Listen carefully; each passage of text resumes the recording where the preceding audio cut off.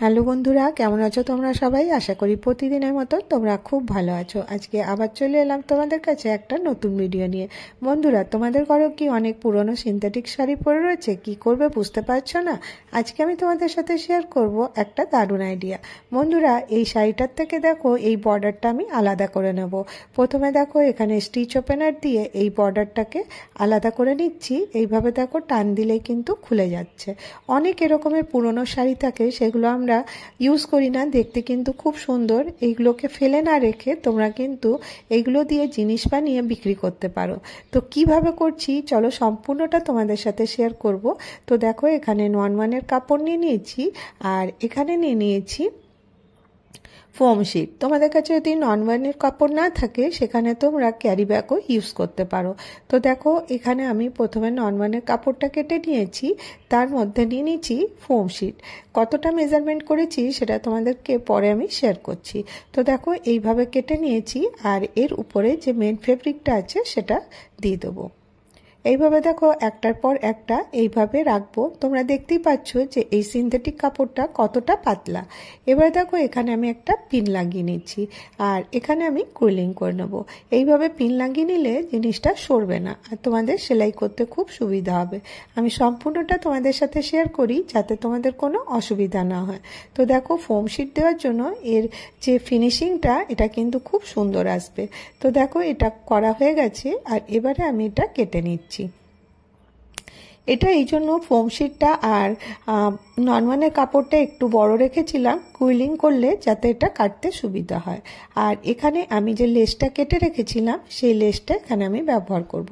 যদি তোমাদের কাছে এই রকমের লেস না থাকে তাহলে তোমরা এই পার্টটা স্কিপ করতে পারো, বা তোমাদের কাছে যদি কোনো পুরনো লেস থাকে সেটাও লাগাতে পারো। এটা লাগিয়ে দিলে দেখতে কিন্তু খুব সুন্দর হবে। তো দেখো এইভাবে আমি এটাকে রেডি করলাম। পুরো চারপাশটাতে আমি এইভাবে সেলাই করেছি, এক্সট্রা কাপড়টা কেটে নিলাম।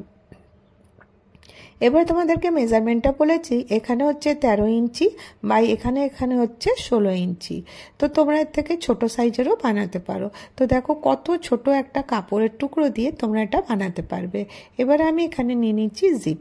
এখানে আমি জিপ নিচ্ছি, মিটার হিসাবে যে জিপটা পাওয়া যায় সেটাই আমি নিয়েছি, আর এইভাবে দেখো এটাকে কেটে নিলাম। এবারে জিপটা কিভাবে লাগাবো একটু লক্ষ্য করে দেখো। এইভাবে দেখো যে সোজা দিকটা আছে নিচের দিকে রেখেছি, আর উল্টো দিকটা উপর দিকে রেখে সেলাই করেছি। এবারে এটাকে এইভাবে চাপ দিয়ে টপ স্টিচ দিয়ে দেবো। এতে কি হবে, জিনিসটা সুন্দর করে বসে যাবে, আর এর ফিনিশিংও সুন্দর হবে। এইভাবে দেওয়ার পরে এটাকে এরকম করে ফোল্ড করব, ফোল্ড করে উপর থেকে টপ স্টিচ দিয়ে দেবো। দেখো এটা টপ স্টিচ দেওয়া হয়ে গেছে। এর ফিনিশিংটা দেখো কতটা সুন্দর হয়েছে, যেরকম বাজারে পাওয়া যায় ঠিক সেরকমই হয়েছে। এবারে এই জিপটা এখান থেকে ওপেন করে নিলাম। এবারে যে এই পার্টটা ওপেন করেছি এটা এবারে এই পাশে লাগিয়ে দেবো। তো কিভাবে লাগাচ্ছি একটু লক্ষ্য করে দেখো, তাহলেই বুঝতে পারবে। এরকম করে রেখে যে মোটা পাটটা আছে সোজা পাটটা ওটা নিচের দিকে, আর উল্টো পাটটা উপরের দিকে। এইভাবে রেখে চলো আমি মেশিনে তোমাদেরকে দেখিয়ে দিই কিভাবে সেলাই করছি। জাস্ট এটা এইভাবে রাখবে আর এইভাবে সেলাই করে নেবে। এটা বানানো খুবই সহজ। যখন তোমরা এটা পুরোটা দেখে নেবে তখনই বুঝতে পারবে এটা কতটা ইজিলি তোমরা এটা তৈরি করতে পারো। তো দেখো বাড়িতে অনেক কাপড় থাকে যেগুলো হয়তো প্রিন্ট ভালো, সেগুলোকে ফেলতেও ইচ্ছা করে না, আর আমাদের অনেক ব্যাগ লাগে ছোট বড়, সেগুলো তোমরা অবশ্যই বানাতে পারো। তো দেখো এইভাবে আমি এটা সেলাই করে নিয়েছি। আবার এটা এরকম করে টার্ন করে নিয়ে এর উপরে টপ স্টিচ দিয়ে দেবো। তাহলে পরে এটা একদম সুন্দর করে বসে যাবে, আর এর ফিনিশিংও খুব সুন্দর হবে। এইভাবে দেখো পুরোটা আমি সেলাই করে নেব। এবারে তো জিপ লাগানো হয়ে গেল, আর আজকে আমি রানারটা আমি পরে লাগাবো। তো দেখো রানার নিয়ে নিচ্ছি, তোমাদেরকে দেখিয়ে দিই জিপে রানার কিভাবে লাগাতে হয়। তো জাস্ট দেখো উপরের দিকে এরকমের পার্টটার থেকে একটা এই পাশটাতে একটুখানি কাট করে নেবে, যাতে রানারটা খুব ইজিলি ঢুকে যাবে। আর এখানে যে তার মতন আছে সেই তারটাকে একটু ওপেন করে নেবে। এইভাবে ওপেন করে নিলে, আর অপর পাশেও দেখো ঠিক ওইভাবে তারটা ওপেন করে নেবে। অনেকে কি করে তারটা ওপেন না করেই জিপটা লাগিয়ে নিতে পারে। তো তোমরা যারা বিগিনার তো এই রকম করে তারটা যদি দুপাশের দেখো দুটো মুখ দিয়ে দিয়ে এই রকম করে আস্তে করে টান দেবে, তো দেখবে জিপটা ইজিলি এর ভেতরে ইনসার্ট হয়ে গেছে। তো দেখো ইজিলি এর ভেতর চলে যাবে। এটাকে সমান করার জন্য এইরকম করে আমি খুলে নিলাম। আবার তোমাদেরকে দেখিয়ে দিই কীভাবে করলাম। এইরকম করে ধরে এইভাবে লাগিয়ে দিতে হবে। খুব ইজিলি এটা লেগে যায়। যখন তোমরা 1 থেকে 2 বার করবে তখনই বুঝতে পারবে এটা কতটা সহজে তোমরা জিপ লাগাতে পারো। আর এইভাবে করলে এবার দেখো এটাকে ফিনিশিংটা খুব ভালো করে নিতে হবে। এইভাবে উল্টো করে নিলাম আর এটাকে সুন্দর করে এটাকে সমান করে বিছিয়ে নিতে হবে। আমি খুব আস্তে আস্তে তোমাদের সাথে শেয়ার করি যাতে তোমাদের বুঝতে কোনো অসুবিধা না হয়। আশা করি এতক্ষণ পর্যন্ত যতটা বলেছি তোমরা ইজিলি বুঝতে পেরেছো। এবার দেখো এটা জিপটাকে একটু ভেতরে করে নিতে হবে যাতে জিপটা বেরিয়ে না যায়, আর দুপাশটাতে এইভাবে সেলাই করে নিতে হবে। যেভাবে আমি আঙুল দিয়ে দেখাচ্ছি ঠিক সেইভাবেই সেলাই করে নিতে হবে। তো দেখো দুপাশে আমি সেলাইটা করে নিয়েছি। এবারে দেখো যে এক্সট্রা পার্টটা থাকবে এখানে সেলাই করার পর সেটাকে একটু সুন্দর করে কেটে নিতে হবে।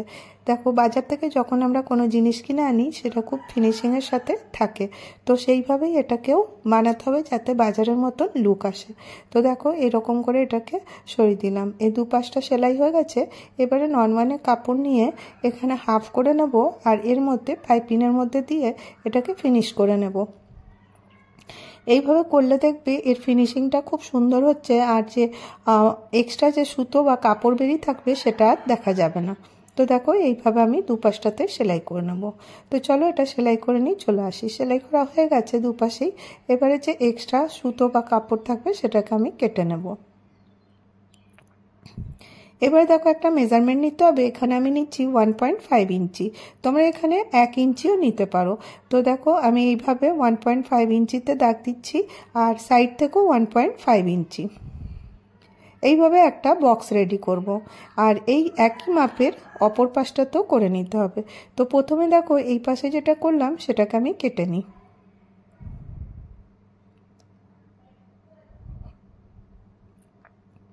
এইভাবে যেটা কাটলাম ঠিক অপর পাশটা তো ঠিক ওইভাবেই একই মেজারমেন্টে করে কেটে নিতে হবে। তো যে পার্টটা আমি কেটেছি সেটাকেই বসিয়ে আমি এইভাবে কেটে নেব, তাহলে পরে মেজারমেন্টটা একদম পারফেক্ট হবে। আর একটু যদি কম বেশি হয় কোনো অসুবিধা হবে না, বোঝা যাবে না। তো দেখো এইভাবে আমি এবারে 3টেকে এরকম করে ভেতর থেকে কাপড়টা ধরে ক্রসভাবে এটাকে স্টিচ করে নিতে হবে। তো প্রত্যেকটা ব্যাগের দেখবে একটা বেস থাকে, সেই বেসটার জন্যই কিন্তু এটা করতে হয়।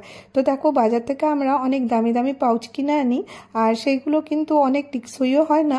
তো যদি তোমরা নিজেদের বাড়িতে এমনি তৈরি করে নিতে পারো আর যদি তোমরা এইভাবে বানিয়ে সেলও করতে পারো, তো দেখো এই রকমের একটা শাড়ি দিয়ে তোমরা কতগুলো এরকমের পাউচ তৈরি করতে পারো। তো তোমরা দেখতেই পাচ্ছ এটা কতটা মজবুত হবে আর কতটা ফিনিশিংয়ের সাথে হচ্ছে। আর আমাদের প্রত্যেকের বাড়িতেই দেখবে অনেক জিনিস থাকে যেগুলোকে আমরা স্টোর করে রাখতে চাই। আর এই রকম দেখো আমি পুরোটা সেলাই করে নিলাম। তো এর ফিনিশিংটাও খুব সুন্দর হলো। এবার দেখো এটাকে আমি ওপেন করে দেখাবো। আজকে তোমাদের থেকে ক্ষমা চাইবো, আমার শরীর ভালো নেই আর গলার অবস্থা খুব খারাপ, সেই জন্য আওয়াজটা এরকম লাগছে। আর ক্ষমা মার্জিত করো আর ভিডিওটা দেখতে থাকো। তো দেখো এইরকমভাবে আমি এই পাউচটা বানিয়ে নিয়েছি। তো দেখো এরকম করে বানিয়ে নেবে। তো একটা শাড়ি দিয়ে কতগুলো পাউচ আমরা তৈরি করতে পারি। তো দেখো একদম সুন্দর করে জিপটাও লেগে যাচ্ছে। এটা তোমরা মাল্টিপারপাস ইউজ করতে পারো। এখানে আমি কি করেছি তোমাদেরকে দেখাচ্ছি, এটা আমি কি কাজে ব্যবহার করেছি। তো দেখো এর বেসটা এত সুন্দর হয়েছে, তো তোমরা দেখে বুঝতে পারছো কি এটা বাড়িতে বানানো হয়েছে, মনে হবে যেন বাজার থেকে কেনা হয়েছে। ফোম শিট দেওয়ার জন্য এর লুকটা কিন্তু অনেকটা সুন্দর হয়ে যায়। তো এটাতে আমি কি রেখেছি দেখো, আমার মেয়ের ডান্সের প্রোগ্রাম ছিল, ওখান থেকে নিজের যতগুলো মেকআপের জিনিস নিয়ে গেছিলো সব এইগুলো ভরে নিয়ে গেছিলো। তো তোমরা এর মধ্যে মেকআপের জিনিসও রাখতে পারো বা তোমাদের প্রয়োজনীয় সুতো বা যে কোনো জিনিস তোমরা এখানে স্টোর করে রাখতে পারো। তো কেমন লাগলো তোমাদেরকে আজকের আইডিয়াটা অবশ্যই জানিও।